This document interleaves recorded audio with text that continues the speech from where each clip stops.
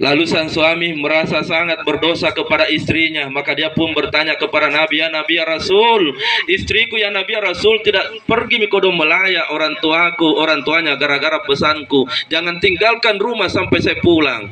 Pertanyaannya, ya Nabi, tidak bisa kak tidur, saya merasa berdosa ya Nabi, jangan sampai istriku menjadi istri durhaka kepada orang tuanya. Nabi tersenyum lalu berkata, wahai sahabatku, berkat istrimu patuh kepadamu, maka orang tuanya sudah masuk di taman-taman surga. Itu persiapan batin. Sanggup tidak melewati persoalan-persoalan serut ini setelah menikah, maka hari ini itu yang mesti dipersiapkan. Masih tadi nak? Maka setelah diperbaiki persiapan lahir dan batin itu, masih tak buka pintu rahmat Allah di penghujung malam sebentar, di sepertiga malam dengan bangun salat tahajud. Kenapa mesti bangun salat tahajud? Setiap manusia ingin mengakhiri dengan kebaikan.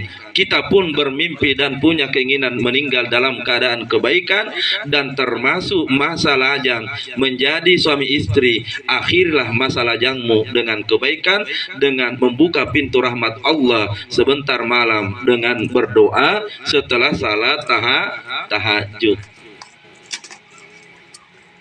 Karena besok itu masih kalau salat tahajud bukan begitu gadis nah pura nih laba nih masa gadis tak lenyap untuk selama-lamanya, biar menangis darah kita tidak akan pernah kembali karena status tak sudah bukan gadis. Kalaupun ada apa-apa pasti orang bilang sudah menikah. Anak-anak menikah sekarang hanya lahir dengan persiapan lahir, belum menyiapkan dirinya dengan persiapan batin. Masih tahu? Contoh itu yang dimaksud persiapan batin, Adinda.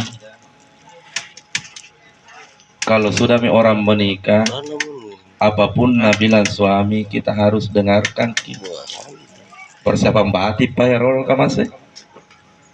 masih tahu? Lihat kak dulu ya, marah aku kurasa. Masih tak aku ingatkan Dina, contoh dibilang persiapan lah batin.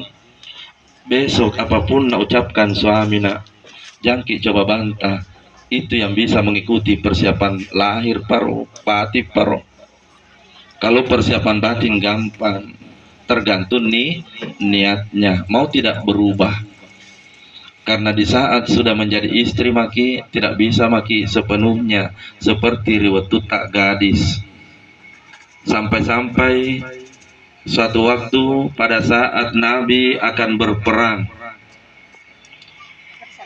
ada suami yang berpesan kepada istrinya, wahai istriku, sepanjang saya perjalanan sampai pulang di rumah ini, jangan pernah engkau tinggalkan rumah ini. Berkatalah istrinya, baik wahai suamiku. Ikut berperan bersama dengan Nabi. Ternyata beberapa hari kemudian datang saudaranya, bilang sakit iummi. Apa katanya ini sang istri? Betul, saya tahu bahwa sakit orang tua kita, tapi ada pesannya suamiku yang mesti saya jaga, bahwa tidak boleh saya tinggalkan rumah sampai suamiku datang. Dalam keadaan kecewa saudaranya pulang. Saudaranya berkata, "Ma gina mapakku ya surat-suratku nama lah saya Yumi."